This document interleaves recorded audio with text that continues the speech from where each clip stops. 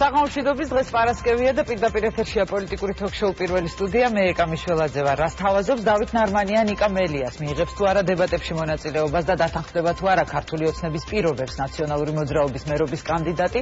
ცესკოს გადაწყვეტილება არჩევნების მეორე ტურის თარიღთან დაკავშირებით არიან თუ არა მზად პოლიტიკური სუბიექტები 12 ივლისისთვის, როგორია პოლიტიკოსებისა და იურისტების შეფასებები, არჩევნები და ხმაურიანი დაკავებები, რადიკალურად განსხვავებული პოზიციები და არგუმენტები. დღეს პირველ სტუდიაში ნიკა მელია, ირაკლი სესიაშვილი, კახა კოჟორიძე და ეკა გიგაური. დაგველოდეთ რამდენიმე წუთში დაუბრუნდებით სტუმრებთან ერთად. შუაღამის ხდომის შედეგი ცესკოს გადაწყვეტილებით არჩევნების მეორე ტური 12 ივლისს დაინიშნა. ასწრებენ თუ არა კანდიდატები საარჩევნო კამპანიის სრულფასოვნად ჩატარებას დარჩენილ 8 დღეში. რატომ აპროტესტებს ნაციონალური მოძრაობა ამ თარიღს და დაირღვა თუ არა რეალურად კანონი. რას ამბობენ კანდიდატები, პოლიტიკოსები და იურისტები. არჩევნების მეორე ტური ჩატარდება, როგორც შეხედეთ, ცენტრალური საარჩევნო კომისიის გადაწყვეტილებით 12 ივლისს. პირდაპირ დარღვეული არის ცენტრალური საარჩევნო კომისიის მიერ სხვა საკანონმდებლო ნორმები. არჩევნების დღე დაინიშნა მაშინ, როდესაც კანონი გაძლევს ამის საშუალებას. აქ პრობლემა არ იყო. მეორე პრობლემა არის ის, რომ რამდენად აქვთ პოლიტიკურ პარტიებს საშუალება, რომ მოემზადონ ამ წინა საარჩევნო კამპანიის წარმართვისთვის. მეორე ტური არჩევნებისა უნდა დაანიშნულიყო გონივრულ ვადებში, რადგან არ შეიძლება ქვეყანა მუდმივად ცხოვრობდეს საარჩევნო რეჟიმში. საარჩევნო კამპანია და ნაციონალური მოძრაობის საარჩევნო შტაბის ხელმძღვანელისთვის აყენებული ახალი ბრალდება. ვინ რას უკავშირებს გიგი უგულავას დაკავებას. პოლიტიკური ზეწოლა თუ გადაუდებელი აუცილებლობა, ოპოზიციისა და ხელისუფლების რადიკალურად განსხვავებული შეფასებები. არ მეგულება ამ ქვეყანაში ბავშვიც კი, რომელიც ფიქრობს, რომ ეს არ არის პოლიტიკური აქტი, რომ მოხდეს ჩვენი დემორალიზაცია, მოხდეს ჩვენი დაშინება.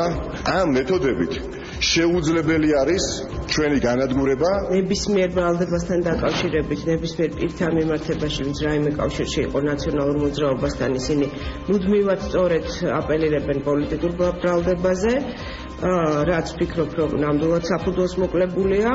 კიდევ ერთი შეთავაზება ნაციონალური მოძრაობის მერობის კანდიდატს დებატებში მონაწილეობაზე. რა პირობებს თავაზობს ქართული ოცნება ოპონენტს და როგორი იქნება ნიკა მელიას გადაწყვეტილება. დღეს ექსკლუზიურად პირველ სტუდიაში. ცხელი პოლიტიკური ზაფხულის ახალი ეპიზოდი, არჩევნები და ხმაურიანი დაკავებები, დისკუსია და სამართლებრივი შეფასებები. ნიკა მელია, ირაკლი სესიაშვილი, კახა კოჟორიძე და ეკა გიგაური დღეს პირველ სტუდიაში. არჩევნების მეორე ტური 12 ივლისს გაიმართება, რატომ აპროტესტებს ნაციონალური მოძრაობა ამ თარიღს, რა კანონდარღვევებზე საუბრობენ ოპოზიციაში და მიიღებს თუ არა მონაწილეობას ნიკა მელია იმ დებატებში, რომელზეც დღეს კიდევ ერთხელ მიიღო შეთავაზება ქართული ოცნებისგან. ნაციონალური მოძრაობის მერობის კანდიდატი, თბილისის მერობის კანდიდატი ნიკა მელიაა დღეს ჩემი სტუმარი. ნიკა, მოგესალმებით და დიდი მადლობა, რომ მობრძანდით ჩვენთან სტუდიაში. დიდი მადლობა თქვენ მოწვევისათვის და ძალიან სასიამოვნო იქნებოდა, რომ მე აქ მარტო კი ყოფილიყავი. ამით ყოფილიყო ასევე ადამიანი, ვისაც ასევე აქვს პრეტენზია თბილისის მერობაზე. მე გავაკეთებ ამასთან დაკავშირებით მოკლე განმარტებას. რა თქმა უნდა, პირველი ტურის დასრულებისთანავე თქვენც მიიღეთ ჩემი შემოთავაზება ქართული ოცნების კანდიდატმაც, მაგრამ მისგან უარი მქონდა მაშინაც, ეხლაც დღევანდელი ეთერისთვის, როგორც თქვენ დაგვატიჟეთ, ისე ბატონი დავით ნარმანია, თუმცა ბატონმა დავითმა რაღაც საარჩევნო კამპანიის შეხვედრებისა და მოუცვლელობის გამო ვერ მიიღო მონაწილეობა. თუმცა მან კიდევ ერთხელ დღეს შემოგითვალათ, თუ არ ვცდები წერილიც გამოგიგზავნათ, რომელიც ალბათ მოაღწევს ადრე თუ გვიან გააჩნია რა რეჟიმის გამო. თუმცა ვიდეო შეთავაზებაც გქონდა. თქვენ რომ ბევრი არ წეროთ, მე მინდა რომ დღეს ვუთხრათ მაყურებელს თქვენი გადაწყვეტილების შესახებ. უნდა ვისაუბროთ. აი გულწრფელად უნდა ვისაუბროთ. აი ეს მცდელობას თითქოს მეორე ბრიფინგი მიუძღნეს, თითქოს ბატონი დათო ნარმანია მიწოს მე დებატებში. ეს ყოველთვის თავი დავანებოთ, პირველი ტური დასრულებული არ იყო, როდესაც გამოვედი და შევთავაზე მას დებატები. კაი, ამას მნიშვნელობა არ აქვს, ვინ პირველი, ვინ მეორე. მაგრამ როდესაც მან მშვენივრად იცის ჩემი პოზიცია და უშუალოდაც მაქვს არაერთხელ ნათქვამი და ქონდა რამდენიმე დღის საშუალება ჩვენ ერთ-ერთ ორგანიზებაზე შევხვდით ერთმანეთს და პირადად უთხარი თუ რატო იკავებდა თავს დებატებისაგან. ძალიან სამწუხაროა დღევანდელი ბრიფინგი შედგა ცენტრალურ ოფისში თუ ავსწრები ქართული ოცნების და თვითონ თავად ბატონი დათო არ საუბრობს, გასაგებია, ესეც სამწუხაროა. აქვე მინდა გითხრათ ერთხელ და სამუდამოდ, რომ ყველასათვის იყო ძალიან ნათელი. მე არათუ თავს ვიკავებ პირიქით, მზად ვარ ნებისმიერ ფორმატში. აი, ტელემაყურებლების გასაგონად დევ პირობას. ქართული ოცნების ცენტრალურ ოფისშიც კი მზადვან მივიდე და გავამართო დებატები მასთან, იქ სადაც ალბათ ყველაზე მეტად იგრძნობს თავს კომფორტულად, ხო? ჩემი პირადი მოსაზრება და არა მხოლოდ ჩემი, დარწმუნებული ვარ. მიშობა არა რომელი პარტიის ასე თუ ხარდაჭერი იქნება თბილისში მასშტაბური ადამიანი, ნათო, იმიტომ რომ მე სხვადასხვა ადამიანთან მაქვს ურთიერთობა. აი ეს კლიშე მას აიკიდა სამწუხაროდ, რომ იგი თავს იკავებს დებატებში მონაწილეობისაგან. და ეხლა ცდილობენ მისი შტაბის წევრები თითქოს რაღაცნაირად, იცით, მე ჩამაყენო იმ პოზიციაში, თითქოს მე არ მინდა დებატებში მონაწილეობის მიღება. მით უფრო, როდესაც ჩვენ 4 ტელეკომპანიისაგან გვაქვს მოწვევა, დიდი ხანია უკვე მიღებული, ეს არის საზოგადოებრივ მაუწყებლობა, სადაც აი ამ წუთას ვარ, ვიდრე ვსაუბრობ და ბატონი დათო ნარმანია აქ უნდა ყოფილიყო. ტელეკომპანია მაესტრო მოწვევა მიღებული გვაქვს, ტელეკომპანია იმედი მიღებული გვაქვს და ვაპირებ მისვლას და ტელეკომპანია რუსთავი 2. ამიტომ ვფიქრობ, რომ თუ ეს ტელეკომპანიები გაურკვეველ ჩემთვის ჯერჯერობით და მოვა წერილი ალბათ მოახსენებს ჩემამდეც, მიიღებ გადაშენებენ გადაწყვეტილებას და გაიმართება რაღაც ერთიან ფორმატში, რომელშიც ასე ანუ იმ პირობებზე, რასაც გთავაზობთ თქვენ ქართული ოცნება, თქვენ დათანხმდებით მათ პირობებშიც მიიღოთ მონაწილეობა დებატებში? რა თქმა უნდა, მაგრამ ძალიან სამწუხაროა, რომ ჩვენ არ უნდა რატომ და განახორდეთ ეხლა მე სად მინდა მოსვლა და სად არ მინდა. ნეიტრალურ ტერიტორიას 1, მე ნეიტრალური წამყვანიას 2. აი ამ ტელეკომპანიაში გაიმართა დებატები ტელემაყურებლებს ახსოვს, რომელიც სწორედ იმ ფორმატის იყო, რა ფორმატშიც მას უნდა მონაწილეობას მიიღება. ანუ საერთაშორისო სტანდარტებით დაცული ფორმატი. 2010 წლიდან იმართება ამ ტელეკომპანიაში ეს დებატები. საერთოდ პრაქტიკულად ეხლა მაგრამ რო გითხრათ ეხლა აინდა მაინც ის ჩემი ის ფორმატი იყო, სადაც მაქსიმალურად კომფორტულად უზრუნდი თავს არა, იმიტომ რომ ასე თქვა შეზღუდულები ვიყავით, ხო? მაგიტო არის ეს ფორმატი, რომ შეზღუდულად იგრძნობს. ამაზე მეტი, ანუ საერთაშორისო სტანდარტით დაცული ფორმატი რა არის, ნამდვილად არ ვიცით. თუმცა დღეს ჟურნალისტმა დაუსვა ადამიანს, ვინც საუბრობდა, ხო, პრესპიკერს, თუ რა ფორმატზე გაქვთ თქვენ საუბარი, ჯერ თანხმობა მივიღოთო მელიასგან და მერე განვაცხადებთო. ჩვენ შეგვიძლია ცალსახად თქვა, ბატონო ნიკა, რომ დღეს თქვენ ამბობთ, რომ თქვენ თანახმა ხართ მათ მიერ შემოთავაზებულ დებატებში და ნებისმიერ ფორმატში მიიღოთ, ნებისმიერ ადგილას მიიღოთ დებატებში მონაწილეობა.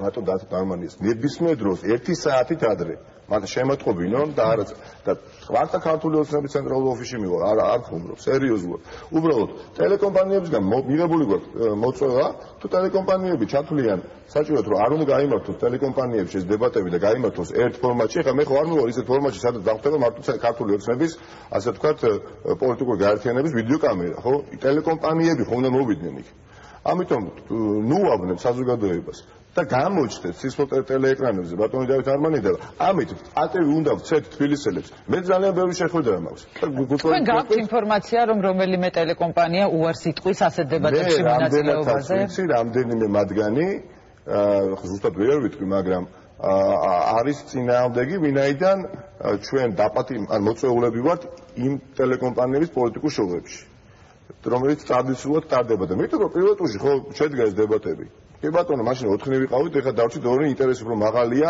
უნიკალური შემთხვევაა, მეორე ტურია და მეც ძალიან ბევრი, მე ხა მართლა ერთი შეხვედრა გადავდე და მოვედი თქვენთან. და მე მგონი არა მე და არა ბატონ ნარმანია სჭირდება ეს დებატები, ამაზე თბილისელებს უნდა ვცეთ პატივი.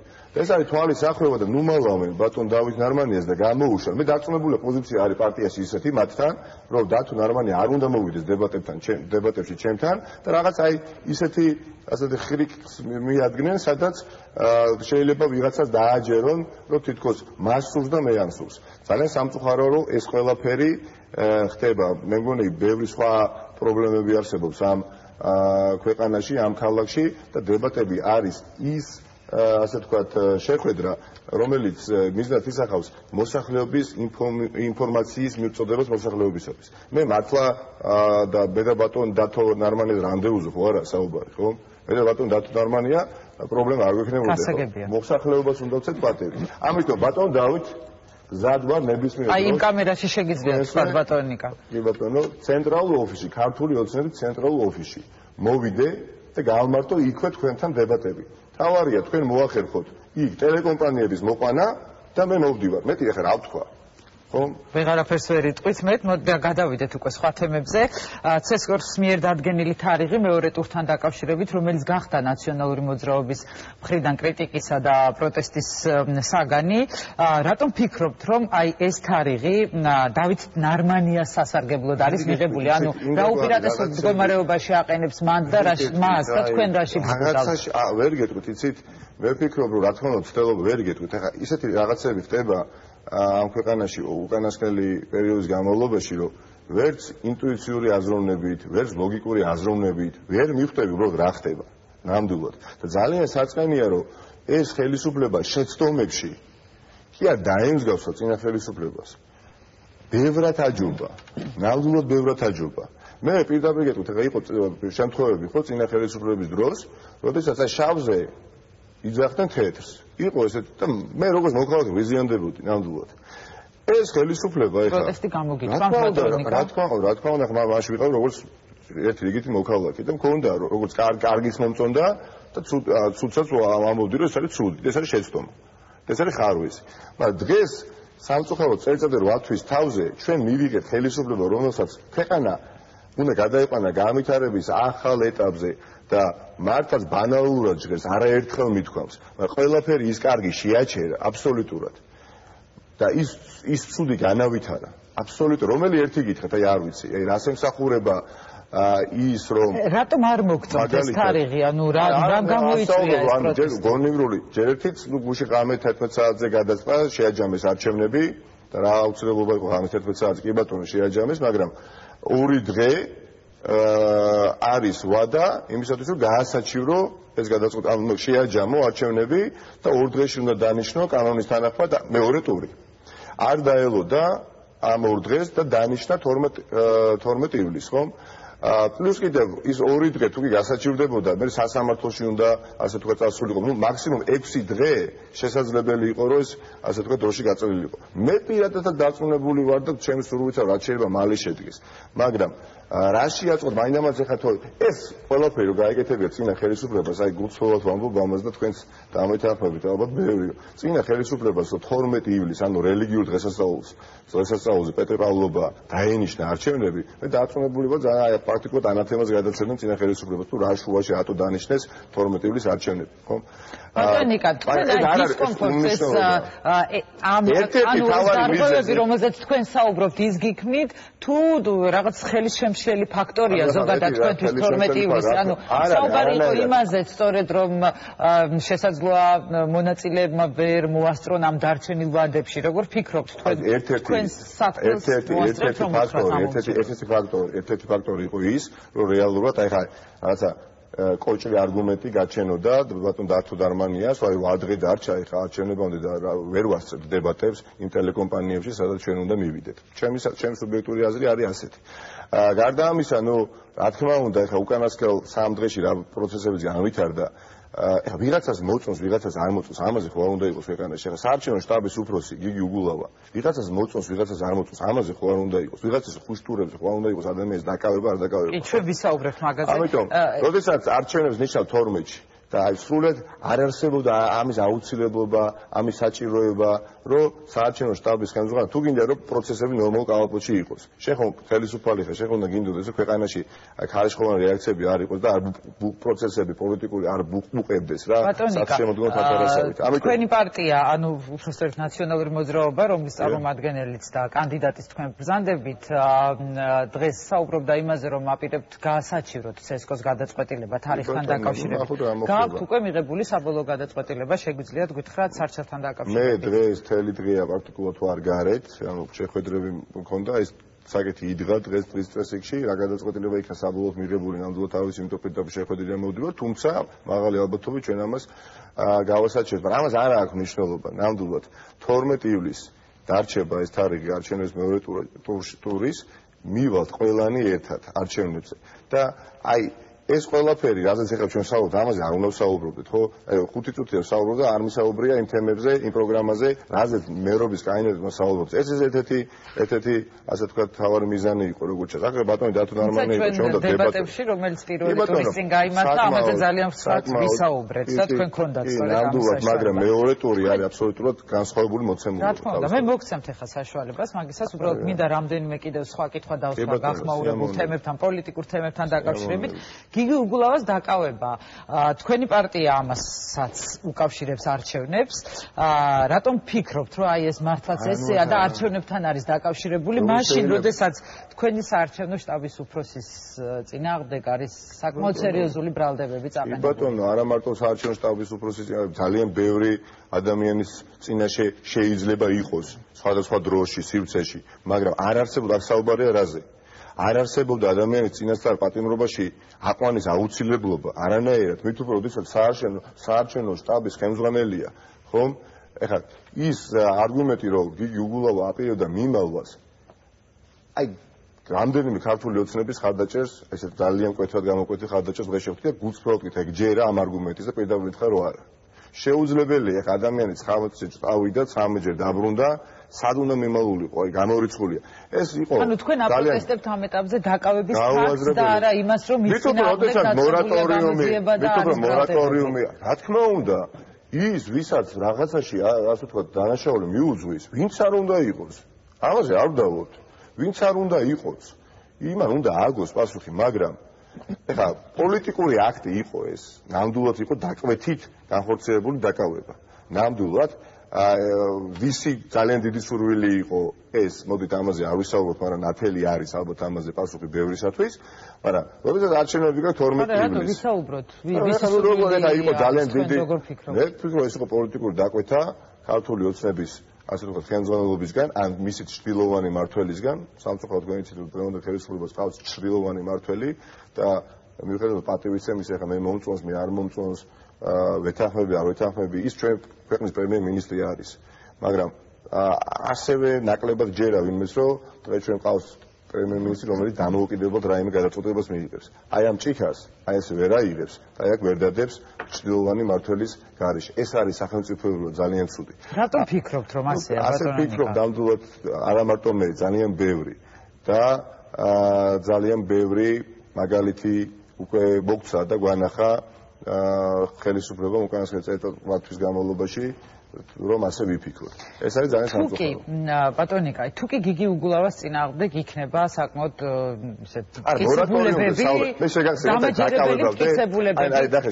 მე მორატორიუმზე გეკითხები, თუ იქნება მკიცებულებები მნიშვნელოვანი მის წინააღმდეგ. რა აუცილებლობა იყო, როდესაც შტაბის უფროსობა არის ერთგვარი იმუნიტეტი ამ შემთხვევაში? მაგრამ იმუნიტეტი, საარჩევნო შტაბის უფროსი იყო რეალურად ადამიანი და მორატორიუმი გამოაცხადეს, თავად თქვენს რომ ის ადამიანები, ვინც პირდაპირ არის ჩართული საარჩევნო პროცესებში, მათ მიმართ შეწყდება დროებით სისხლისმღვრელობის დევნა, რომ ნორმალურ პროცესებს ჰქონდეს ადგილი. და ერთი დღით ადრე დაკავებამდე, ხალბატონი თეა წულუკიანი გამოვიდა ჩემი თვალით, ასე დავინახე და მოვისმინე ჩემი ყურებით, ხო? მან განაცხადა, რომ არ მოხდება არავის, ასე ვთქვათ, დაბარება მეორე ტურის დასრულებამდე. და ჩვენ ვნახეთ რამდენიმე საათში, ესეც იმაზე მეტყველს, რომ შეუთანხმოება არის შიგნით გუნდში ძალიან სამწუხარო. არანაირი აუცილებლობა არ იყო გიგი უგულავას წინასწარ პატიმრობაში მოთავსების, მით უფრო როდესაც 12 საათით ადრე სასამართლო გამოიტანა გადაწყვეტილება, უარი უთხრა პროკურატურას, არ დააკმაყოფილა არც ერთ ნაწილში, არც პასპორტი ჩამოართვეს, არც უარი უთხრეს ქვეყნის საზღვრების დატოვებაზე აბსოლუტურად. თუმცა სხვა საქმეზე დააკავა შემდეგ ფინანსურმა. რა თქმა უნდა, ეს მეორე საქმე, ეხლა მესამეს დააწიეს, მე მგონი მარნეულში საარჩევნო, ასე ვთქვათ, უბანზე შესვლას, რომელიც უკავშირდებოდა, ხო, უგულავას. ნათელია, არა მარტო მე, აი ნეიტრალურმა ხალხმაც განაცხადა, ხო, ტელევიზიითაც, მათ შორის არასამთავრობო ორგანიზაციებმაც და მით უფრო საინტერესოა, როდესაც თავად ქართული ოცნების ხარდაჭერებშიც მუსილებს ეს აზრი, რომ ეს გავს პოლიტიკურ, ასეთ მიდით არ დაიჯერო, ეხლა ძალიან ოპტიმისტი უნდა იყო, არ დაიჯერო, რომ ეს არ არის პოლიტიკური დაკვეთა. 8 დღეში არის არჩევნები და შენაკავებ პოლიტიკური გაერთიანების შტაბის უფროს, რომლის კანდიდატი არის მეორე ტურში. თქვენ საარჩევნო კამპანიაზე იმოქმედებს უგულავას გაცილებით მეტი ენერგია მომწ, გაცილებით მეტი სტიმული, გაცილებით უფრო ასე ვთქვათ, მონდომებულები ვართ ყველანი ჩვენ, იმიტომ რომ იცით, გუშინ თქვი და იგივეს გავემეორებ, რაც არ კლავს გაძლიერებს და ეს ის შემთხვევა არის, ნამდვილად არის. და კარგი იქნებოდა ეს რომ არ მოხდარო, კარგი არა ქართული ოცნების ნაციონალურ მოძრაობისთვის, იცით, ჩემს ყველაზე საწყენი არის რომ ერთ წრეზე ტრიალს გავს ჩვენი ცხოვრება. ნამდვილად, აი 34 წლის ვარ მე და აი მოვა ერთი ხელისუფლება, დაუშვებ შეცდომას, დამნაშავ შეცვლიან ამ ხელისუფლებას, ავირჩეთ, გავაფეტიშებთ, გავა 2 წელიწადი, იმაზე უარესი ააკეთებს, მე მოვა მესამე ხელისუფლება, გააკეთებს იგივე. ამიტომ მნიშვნელოვანი არის ეს არჩევნები, რომ ცივი გონებით გააკეთდეს არჩევნები. ერთხელ სამუდამოდ ბალანსი იქნეს დაცული სახელმწიფო რგოლებს შორის. აპირებთ თუ არა რაიმე შეცვალოთ თქვენს საარჩევნო კამპანიის მიმდინარეობაში, თუ თვლით რომ პირველ ტურში ნაჩვენების შედეგის მიუხედავად თქვენი სტრატეგია პირველი ტურის იყოს სწორი და მართებული. ერთად რა თქმა უნდა, ერთადერთი მიუხედავად იმისა, რომ ბატონ დავით ნარმანიას თავად ეხა ხუთჯერ მქონდა, მათ შორის ამ სტუდიაში ჩვენ კულისებში შეხვდით და მე ვუთხარი ბატონ დავით შეხვდებით მეორე ტურში. ხუთჯერ მაქვს ეწინა და მისთვის ნათქვამი და არ არსებობს. აი ეს იყო მისი პასუხი. და ნუ სხვადასხვა ეს ბოლომდე გაიტანა თავისი ეს ფრაზა და გავხსოვთ ხო არჩევნების ასე ვთქვათ დღეს საღამოს 11 საათზე კითხვა რომ არ არის მეორე ტური არ არის და ჩემი თვალით მაქრანახი თავისუფლების მოედანზე საკონცერტო სცენას აწყობდნენ. და რეალურად ნუ ასე ვთქვათ შტაბის წინაც იზეიმეს ესეც ჩემი აზრით იყო ანუ თქვენ ზათ იყავით მეორე ტურის მე არც უშვებდი იმას რომ მეორე ტური არ იქნებოდა გულწრფელად გეუბნებით მე ამ ქალაქში მართლაც ძალიან აქტიური კამპანია ჩავატარე და არ შეიძლებოდა რომ ამდენად ჩემს დარიყავი იმ გაწყობებში რასაც მე ვხედავდი რომ არ ყოფილიყო მეორე ტური თავიდან გამომდი რომ გამარჯვების გზა გაუმჯობესებთ შედეგს დარწმუნებული ვარ ეს იქნება არჩევნები მეორე ტურში სადაც ბუკვალურად ერთხმას ექნება მნიშვნელობა. ჩვენ ბევრად უფრო მობილიზებულები ვიქნებით. მათ შორის საარჩევნო უბნებზე, ახლა 720 უბანი არის და მაგალითად ვაძლიერებთ დამკვირვებლების თვალსაზრისით ამ უბნებს, 720 უბანზე ხონდა მხოლოდ 360 უბანზე ვიდეოკამერები, ახლა 720-ზე იქნება, რომ მაქსიმალურად იქნეს დაცული ნებისმიერი მოქალაქის ხმა. და მე ვფიქრობ ახალს თუ სთავაზობთ რამეს ამ მომრჩეველს ამ მეორე ტურის საარჩევნო კამპანიის მე რასაც სთავაზობ რეალურად ასაც ვთავაზობდი უდიდესი ჩემი სურვილი არის რომ მიუხედავად იმისა რომ მე ვიყრი კენჭ პოლიტიკური გაერთიანებიდან ხო ჩემი სურვილი არის რომ დედაქალაქს ყავდეს მერი რომელიც შორს იქნება ვიწრო პარტიული ინტერესებისგან რამდენად მოახერხებთ თქვენ ამას ბატონო წინა შემთხვევაში მე ამბავი არ გადავდგამდი იმიტომ რომ შეუძლებელია ეს ქალაქი და ამას მე ხშირად მეტყვაზე გიგისთვისაც და ერთ-ერთი მაშინ დამოუკიდებლად რატომ არ დააყენეთ თქვენი კანდიდატურა? არა, ჯერეთით მოდით დავიწყოთ იქიდან, რომ დამოუკიდებლად კანდიდატის ასე თქო წამოყენება ქალაქის მეურვეობაზე შეუძლებელი არის, ვისაც არ უნდა გაუშვდეს, იმიტომ რომ ახალგაზრდობამ შეცვალა ეს შეიტანაცვლება კანონში, მაგრამ იყრიდა პოლიტიკური გაერთიანებიდან კენჭ არ ნიშნავს რომ შეიძლება არ იყო დამოუკიდებელი, ნამდვილად. მე მართა გეუბნებით რომ ერთ-ერთი ხარვეს და ერთ-ერთ ნაკს გიგიში რასაც ერთ-ერთ ხედავდი იყო ის რომ ის ამავე დროს იყო მერი და ამავე დროს იყო პოლიტიკური გაერთიანების ხელმძღვანელი ხო ურსამსახურში იყო რეალურად მნიშვნელოვანია ამ ქალაქში ცხოვრობს ძალიან ბევრი სხვადასხვა პოლიტიკური შეხედულების ადამიანი და მე ვცხავს ჩემს სამეგობრო წრეშიც ხო ჩემს სანაცვლო წრეშიც არ შეიძლება ამ ქალაქში ცხოვრობდეს ხალხი რომელიც იქნება ყველანი ერთ ჭკუაზე ამიტომ დედაქალაქის მერი უნდა იყოს აბსოლუტურად გულახდილად ვამბობ დისტანცირებული და განცდა უნდა რჩებოდეს ყველას ეს არის ყველას მერი ამაზე ვწყდება დღეს გული როდესაც გამოდის ბატონი პრემიერ-მინისტრი ისე საუბრობს იმდაგვარად რომ დინდა აგინა რჩება და შტაბ-ბიჭილება რომ ის არის მხოლოდ ქართული ოცნების კოალიცია ქართული ოცნების პრემიერ-მინისტრი მეცაც გეტყვით წინა წლებში პრეზიდენტი როდესაც გამოდიოდა ხო იგივე განსამჩნევოდა როგორც მოქალაქის არ შეიძლება ეს რიტორიკა ამიტომ შეცდომები უნდა ვისაუბროთ შეცდომებზე და გავითვალისწინოთ წინა ხელისუფლების შეცდომები ამიტომ ვფიქრობ რომ ის პროგრამა რომელსაც ძალიან კარგად იცნობს უკვე ჩვენი საზოგადოება რასაც მე ვთავაზობ და იმიტომ არის კარგი დებატები ნამდვილად, რომ გააკეთოს არჩევანი ამორჩეველმა, რას თავაზობს ბატონი ნარმანია, რას თავაზობს მე, რამდენად შეძლებს იმის განხორციელებას ბატონი ნარმანია. რა არის მთავარი განმასხვავებელი თქვენსა და ნარმანიას საარჩევნო პრიორიტეტს და პროგრამას შორის და თქვენს შეთავაზებას შორის? თქვენ როგორ ფიქრობთ, აი მთელი განმავლობაში გექნებოდათ ამ ანალიზის საშუალება? ანუ რა არის განმასხვავებელი? განმასხვავებელი არის, რომ ბატონი ნარმანია საუბრობს იმ პროექტებზე, იმ პროექტების განხორციელებაზე, რომელიც რეალურად აესე უბრალოდ აბსტრაქტულად რა ამას გავაკეთებ. ჩვენ საუბრობთ და მე ვსაუბრობ იმ პროექტებზე, რომელთა 95% არის დამუშავებული და დაგეგმილი.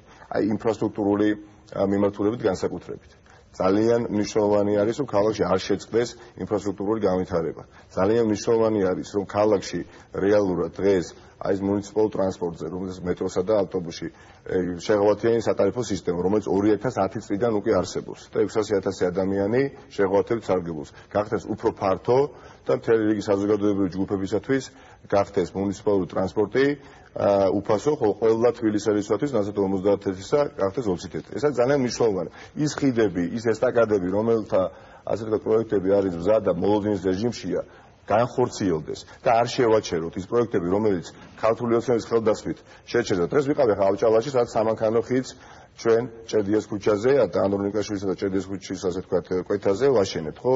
და კიდევ ერთხელ ძალიან გული დამწყვა, თუ რატო შეაჩერა ინფრასტრუქტურის სამინისტრომ იმ ხიდის მშენებლობა, რომელიც უნდა დაეკავშირებია ვეფხვისა და მოკვლის ძეგლთან ორი სანაპირო ერთმანეთთან, ხო? ასევე ძალიან მნიშვნელოვანი არის, რომ მეტროსადგური უნივერსიტეტის ასე ვთქვათ მშენებლობა დაიწყოს და ეხლა თითქოს ამ ნაბიჯებს გამენდა მივესალმები, იმიტომ რომ აუცილებელია და ის პროექტები ერთის მხრივ, რომელიც შეჩერდა, მეორე მხრივ, რომელსაც გეგმავთ და ძალიან მნიშვნელოვანი ასევე ეს პროექტი მინდა კიდევ ერთხელ თქვა, რომელიც ჩვენ უკვე განახორციელეთ თემქის დასახლებაში, რომელიც აბსოლუტურად თანამედროვე პროექტია და გულისხმობს იაფი გათბობისა და ცხელისწყლის სისტემას და კონკრეტული ეფექტი, კონკრეტული შედეგი უკვე მაცხოვრებლებს იქ აქვს იმ კორპუსში. ზაფხულში აბსოლუტურად უფასო არის კომუნალური გადასახადი ცხელწყალზე და ასე გათბობა ხა ზაფხულში არ გვჭირდება, მაგრამ ზამთარში 30%-ით მცირდება.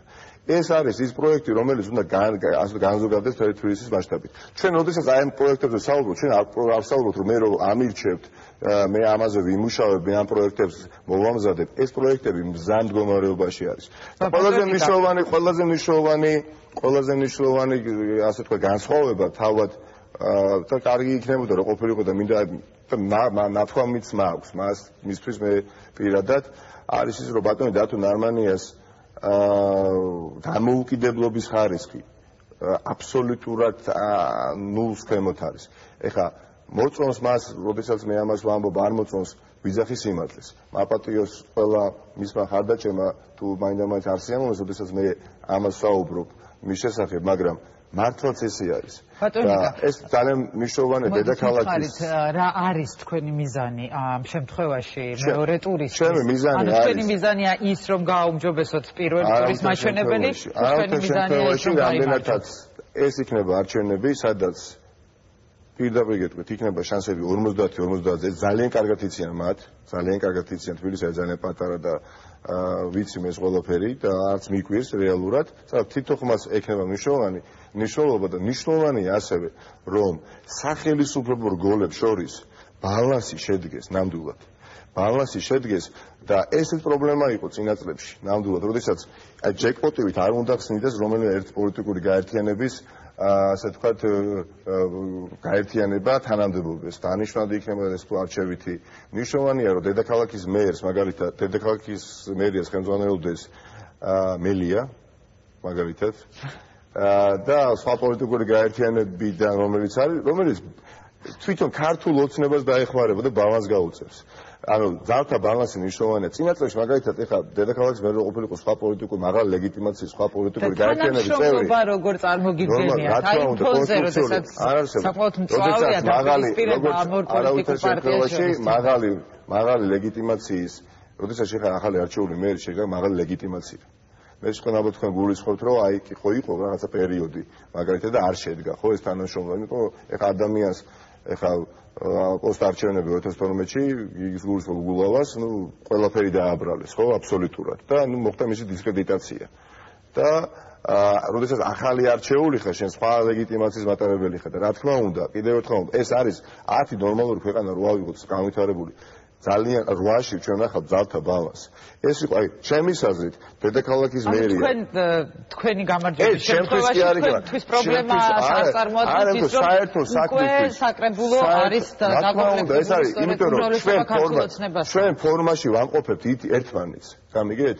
და როდესაც ეს ბალანსი არსებობს, რიგითი მოქალაქე თუ კი იჩაგრება რომელიმე მინისტრის ან სამინისტროს მიერ, მას აქვს მოსასვლელი ჩემთან. როდესაც მე ვჩაგრავ მას აქვს მისასვლელი მასთან და ჩვენ ერთმანეთს ვეჯიბრებით საქმის კეთებაში. მაგრამ როდესაც ერთი გუნდის წევრებით არის დაკავშირებული, რა გარანტია აქვთ ადამიანებს მოსახლეობას იმისი, რომ თქვენ ერთმანეთთან არ გადაყვებით, ასე ვთქვათ, კინკლაობას და ამითი არ დაზარალდება ის მეცემ კითხეს რომ ხო იყო საუბრობდნენ კოჰაბიტაცია ძალიან ხშირად საუბრობდნენ კოჰაბიტაცია დამთავრდება და მე დაიწყება ამხშენებლობა და წავიდა წინა პრეზიდენტი აუჩიეთ ახალი პრეზიდენტი და ესეთი უნდა კოჰაბიტაცია ეხლა როდესაც როგორიც არის მაგალითად ახალდარჩეულ პრეზიდენტსა და ასე ვთქვათ მთავრობას შორის ხო იმიტომ რომ ყველანი ვიცით რომ მათ შორის მაგალითად სიყვარული არ არის ხო ეხლა შუაში და ეს არის მაგრამ უცბად ვამბობ ანუ მნიშვნელობა ამაშიც ვერ ხედავ ტრაგედიას არ არის აუცილებელი რომ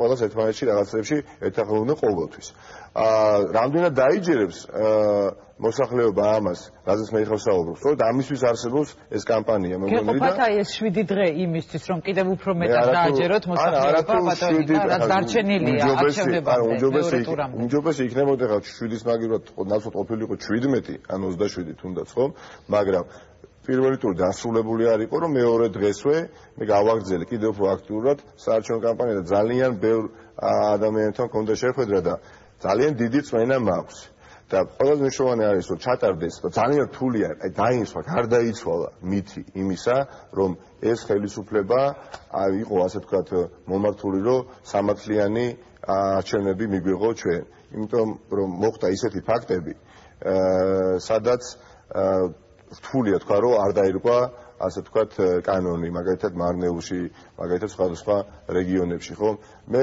იცით რას მაგონებ დღევანდელი ხელისუფლება გულწრფელი წინა წლებშიც ასევე როდესაც ეუბნებოდი რომ პრობლემა არის არ არის პრობლემა ეხლა ძალიან ბევრი ქართული ოცნების წარმომადგენლებთან მაქხომე შეხვედრა ქუჩაში ხვდები და ვეუბნები რომ ეს პრობლემა არის პასუხი რა აქვს იცით არ მჯერა ასევე იძახდნენ წინა წლებში რომ არ მჯერა მაგრამ მე ხო დაიჯერეს ამიტომ მნიშვნელოვანია რომ არ მჯერა კი არ მითხრათ და კი არ უთხრათ ერთმანეთს რეალურად ქართული ოცნება ადრე თუ გვიან დათუნდა ამაზე საუბარი ხო ხელისუფლებიდან წავა ეს ჩვეულებრივი ამბავი პოლიტიკური პროცესია ხო მოვა მეორე პოლიტიკური გაერთიანება ისიც წავა მე მომოსე მაგრამ რაღაცა ხუმა დავტოვოთ ხო მე წინა ხელისუფლებასთან მიმართებაში მართა გულისწყობაზე ისიც ძალიან ბევრი სიკეთე შეიქმნა ძალიან ბევრი წინსვლა იყო ძალიან ბევრი მიმართულება მაგრამ ამავე დროს ბევრი შეცდომები იყო დაშვებული და იმ წყლება გული როდესაც აი ამ შეცდომებს ვიხსენებ ეს შეცდომები რო არა ბევრად უფრო კარგი იქნება ჩვენი ქვეყნისათვის ეს ხელისუფლება როდესაც წავა ასეთ გადავა ოპოზიციაში ხომ აი სულფიქრო ხოლმე ჩემ თავთან მარტო როჩები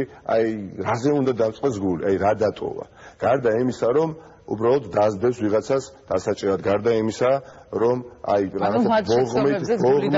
ბოღმით არა რაზე უნდა დამწყოს იმიტომ რომ რაღაცა რო გულისწყობა მაშინ როდესაც რაღაცას აკეთებ და ამავე დროს შეცდომას უშვებ ხო და წევა როდესაც შეცდომა არ დაეშოთ კიდე მეც გააკეთებ ამიტომ მნიშვნელოვანია ამოიწურა ჩვენი დრო მე მინდა თუ გსურთ რომ მიმართოთ აბა ძალიან მნიშვნელოვანია ერთადერთი რაც მინდა მართლაც თბილისელებს ძალიან მნიშვნელოვანია რომ ყველანი გამოუცხადეთ არჩევნებზე. მე მესმის რომ ეს არის შუა ზაფხული, ძალიან ბევრი შეიძლება ქალაქიდან გასული იყოს ან ამიერიდან აპირებს, მაგრამ მნიშვნელოვანია ეს არ არის ჩემი არჩევნები, ეს არ არის ქართული ოცნების კანდიდატის არჩევნები, ეს არის ჩვენი არჩევნები. ჩვენ უნდა განსაზღვროთ თუ ვინ მართავს ჩვენ დედაქალაქს 3 წლის განმავლობაში, ვინ იქნება ჩვენი პირდაპირ საყვარელი დედაქალაქის სახე და ვის ვანდობთ ჩვენ ქალაქს. ამიტომ მნიშვნელოვანია რომ ყველა გამოუცხადეთ საარჩევნო ყუთებთან და გავაკეთოთ პრაგმატული გადაწყვეტილება. ჩვენ კარგად გავიაზროთ, არ ვირჩევთ მერს 2 თვით, არ ვირჩევთ მერს 3 თვით, მერს ვირჩევთ 3 წელზე ოდნავ მეტი პერიოდით. და მნიშვნელოვანია რომ გააზრებული არჩევანი და ვიღაცის ჯინაზე ვიღაცას ხმა არ მიცემთ ამ პირდაპირ. მე ხა ხშირად მეუბნებიან ხოლმე რომ თქვენ დამოუკიდებლად მითხარით, დამოუკიდებლად რო გეყარათ კენჭი თქვენ მეტი შანსი გექნებათ, მეუბნებიან ამას ხსა.